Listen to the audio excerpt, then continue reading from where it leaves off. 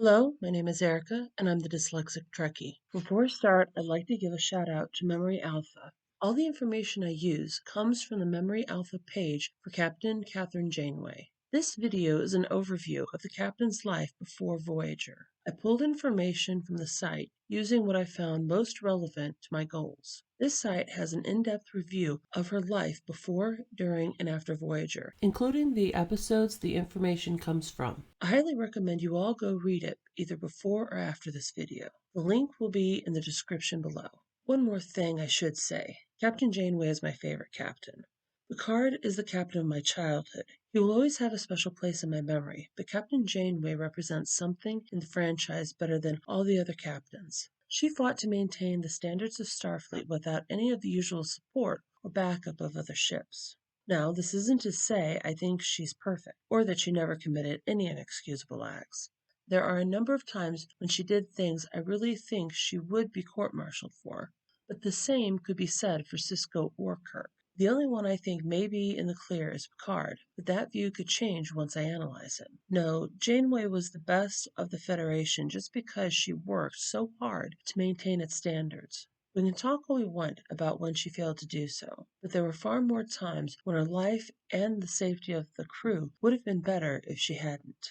I don't know how well any other crew would have done, and a crew is only as good as its captain. Captain Kathryn Janeway was born May 20th, 2336, in Bloomington, Indiana. So, fun fact about me, I actually live in Indiana. I had the idea that it'd be fun to go down to Bloomington to record farmlands and the downtown area for this video. The problem is Indiana right now is trying to compete with Andoria for the coldest area. The roads aren't safe and it's an over 3-hour drive. So sorry for that. Her father was Vice Admiral Janeway.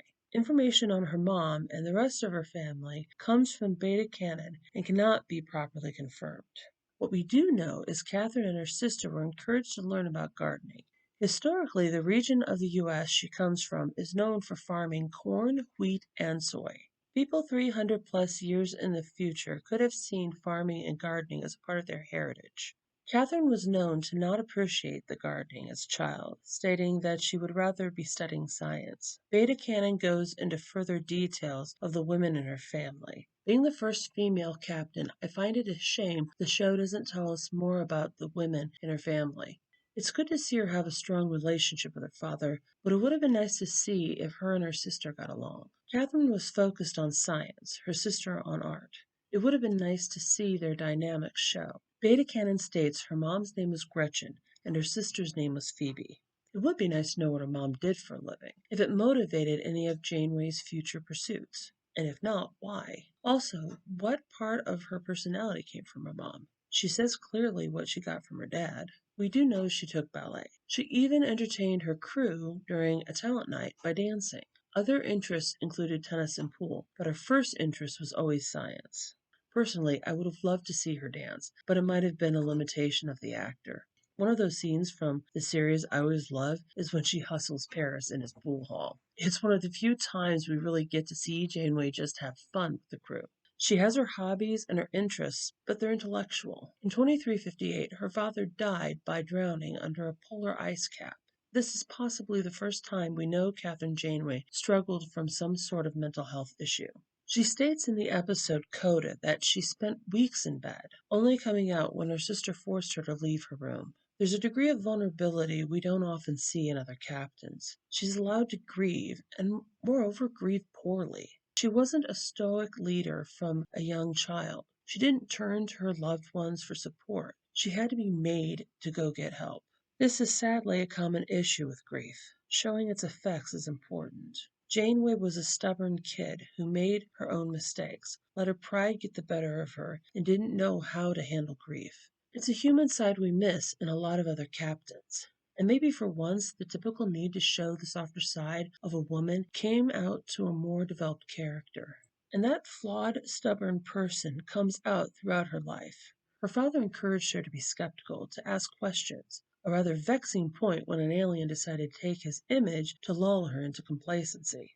That skepticism shaped her and how she viewed science. To her, science is what it's supposed to be. It's a process of observing, questioning, creating ideas of what those observations mean, then testing. Science isn't a religion, but it is a philosophy, and Captain Janeway takes that philosophy seriously. This didn't exclude her from mythologizing an ancestor of hers, who she believed to have been an instrumental part in moving her hometown into the future. This was her inspiration for joining Starfleet. Again, it makes me wonder about the relationships with the women of her family. Why wasn't her mom inspiring? Why didn't her grandma motivate her passions? We know she lived on her grandfather's farm. Where was her grandma?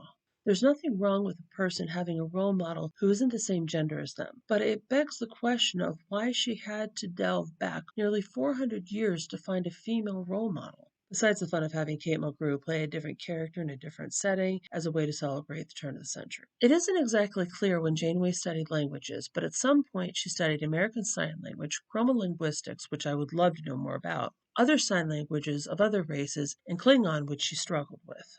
I couldn't find a set date for when she entered the academy. With a little math, I estimated it was between the years 2354 and 2358, which I'm realizing was also the time when her dad died. That must have been a hell of a time. That's assuming the standard age of a cadet is 18 to 22. It seems reasonable because many would join after high school or finishing an undergraduate or graduate degree first. Since Janeway was never stated to have any degrees outside of Starfleet, my guess is she entered shortly after high school. No, this is conjecture, but I think it's sound reasoning. While in the academy, Janeway applied herself, but in a sometimes sporadic way. She was said to be famous for her all-nighters and cramming at the last minute.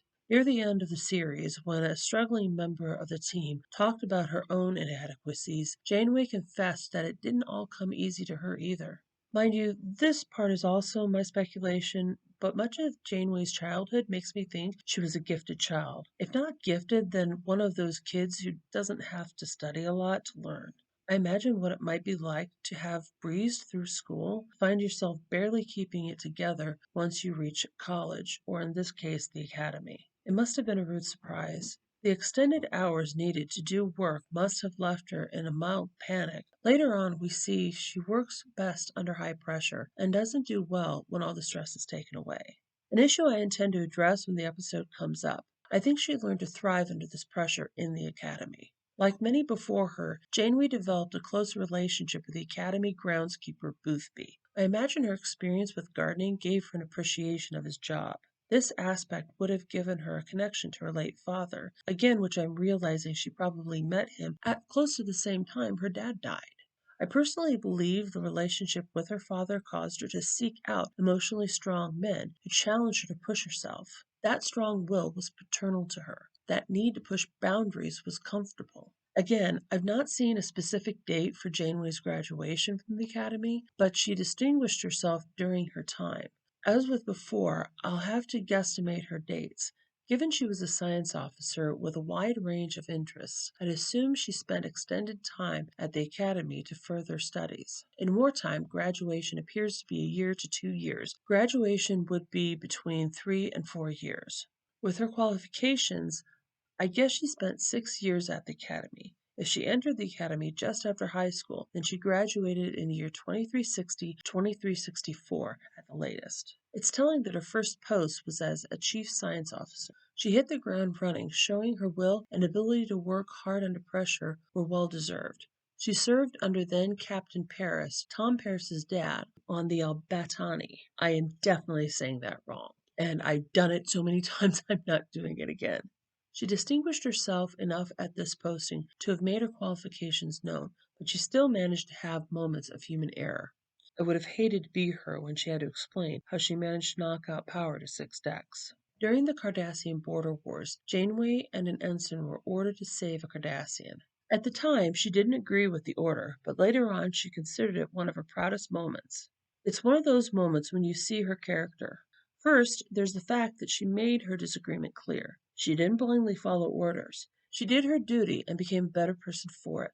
Later on, I believe we see what she learned here. No matter who she fought, Captain Janeway never lost sight of her opponent's personhood. Even when relating to the Borg, when given the chance to help Borg regain their individuality, she would do it. An interesting glitch in my theory of when Janeway was in the Academy is when she met Tuvok. She was dressed down by him in 2356 in front of Starfleet admirals, and then my dyslexic butt realized I transposed the 5 and the 6 and saw this was in 2365. They met in 2356. Numbers like this always mess me up. But we know Tuvok spent time as an Academy instructor. I think I would have loved to see Captain Janeway with Tuvok as an instructor. Though I wouldn't call Tuvok a father figure to Janeway, their deep, enduring friendship is really something special. He's yet again a strong-willed male character who challenged her ideas and forced her to move beyond her normal understanding. An interesting part of their friendship is that they never expected the other to be more than they were. Unlike other depictions of human Vulcan friendships, Janeway isn't trying to make Tuvok admit to emotions, and Tuvok isn't trying to make Janeway into a human Vulcan. I think it's clear that Tuvok deeply respects Captain Janeway, and she respects him. They challenge one another to expand their reach without ever losing sight of who they are. The two kept in touch through correspondence, and when reading over them, she commented on how clinical the work was. Any Vulcan would strive for such detachment. But she could see deeper. I'll go deeper into this if I do a video analysis of Tuvok, but Janeway shows her understanding of Tuvok. An understanding previous human-Vulcan friendships didn't really show. Later in her career, when Janeway was commander, she finished a dangerous mission alone after her crew was all seriously injured while surveying a volcanic moon. I bring this up because it goes back to something that runs heavily in the series. Janeway has a deep sense of responsibility, not just for her ship and her crew's life, but their mental and moral well-being. She risked her life to make sure people would know their suffering was for something, never considering what it would mean for them to know she died trying to give injuries meaning. And that brings us to 2371, when Captain Janeway takes command of the USS Voyager. I think the story of Janeway's life shows a woman who has learned she can get through most anything. She's a person who thrives under stress, and I think seeks it out. She's learned to carry the weight of command and duty, maybe taking too much responsibility for those around her. My next video will be a special for Black History Month. The next week, I'll review Voyager's series premiere and then an analysis of Janeway's actions, how they relate to her past experiences, and how they will impact her future choices. I'll also give a tentative diagnosis to mental health issues the events of this episode create or contribute to. If there's anything you'd like to add to the discussion, anything you'd like to have brought up, or just want to say hi, please let me know in the comments below. If you enjoyed this video, please like, share, and subscribe. I'm still working on developing this channel, and I have big plans for it in the future. I look forward to the next video. Again, my name is Erica, and I'm the Dyslexic Trekkie.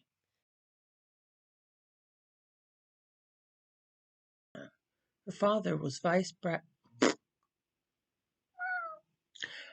And that's Ensign Bradbury making sure I know I just screwed up the text. Thank you for letting me know, Ray. People 300 plus years in the future could have seen farming and gardening as a part of their heritage. Yeah, Ray likes that idea too. You know that moment when your cat's too quiet and you want to know what they're doing? Having that moment right now.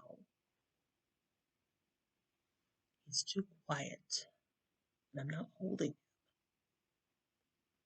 I suspect a mutiny. It's a process of this isn't that hard. It's not even a tongue twister.